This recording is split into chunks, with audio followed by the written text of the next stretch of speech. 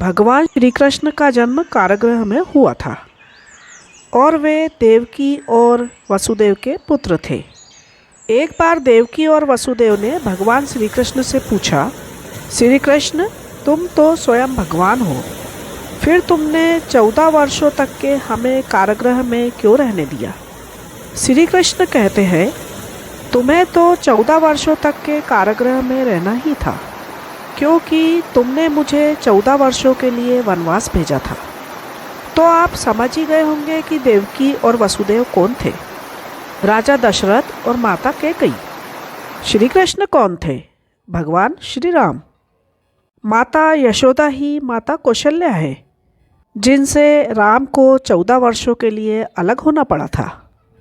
अब ये तो हुई भगवान श्री राम, राजा दशरथ, माता कौशल्या और माता कैकेयी के पुनर्जन्म की कहानी। चलिए जानते हैं सीता माता के बारे में। एक बार सीता जी अपनी सहेलियों के साथ जनक जी के महल के बगीचे में मनोरंजन के लिए गईं।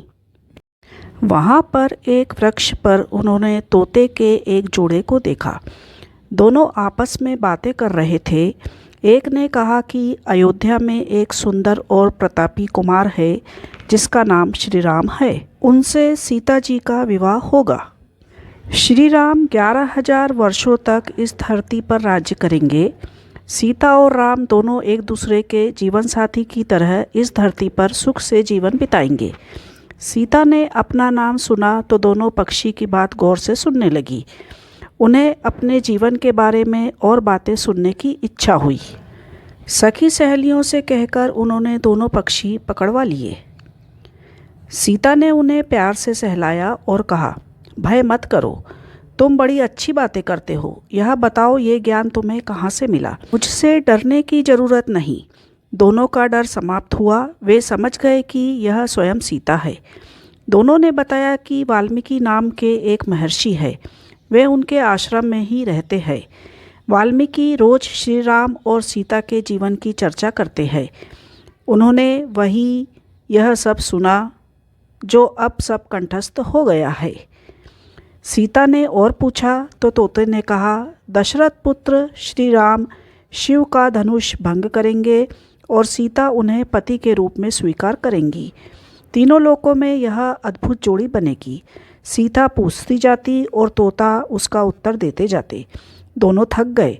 उन्होंने सीता से कहा, यह कथा बहुत विस्तृत है, कई माह लगेंगे सुनाने में। दोनों उड़ने को तैयार हुए। यह देख सीता ने कहा, तुमने मेरे भावी पति के बारे में बताया। उनके बारे में बड़ी जिज्ञासा हुई है। जब तक श्री राम आकर मेरा वरण नहीं करते, मेरे महल में तुम आराम से रहकर सुख भोगो। तोती ने कहा, देवी, हम वन के प्राणी हैं, पेड़ों पर रहते, सर्वत्र विचरते हैं। मैं गर्भवती हूँ, मुझे घोंसले में जाकर अपने बच्चों को जन्म देना है। सीता जी नहीं मानी। तोते ने कहा, आप जिद ना करें।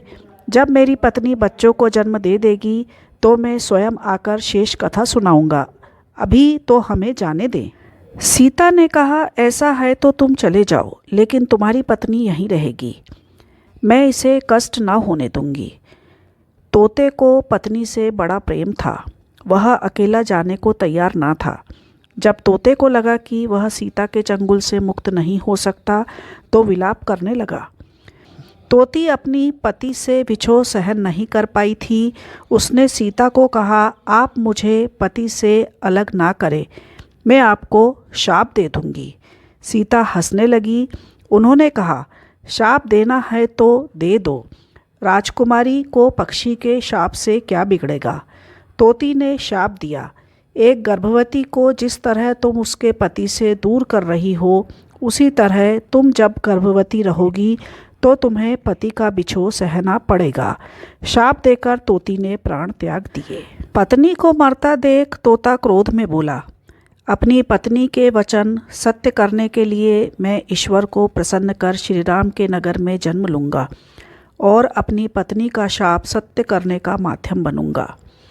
वही तोता बाद में अयोध्या का धोबी बना, जिसने झूठा लाछन लगाकर श्री राम को इस बात के लिए विवश किया कि वह सीता को अपने महल से निष्कासित कर दे।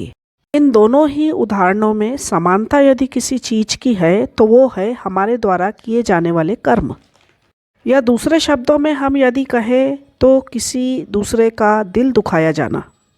वैसे कर्म सुकर्म भी हो सकते हैं और कुकर्म भी हो सकते हैं। हम सभी लोग अपने द्वारा किए जाने वाले कर्मों के चक्रव्यूह में फंसे हुए हैं।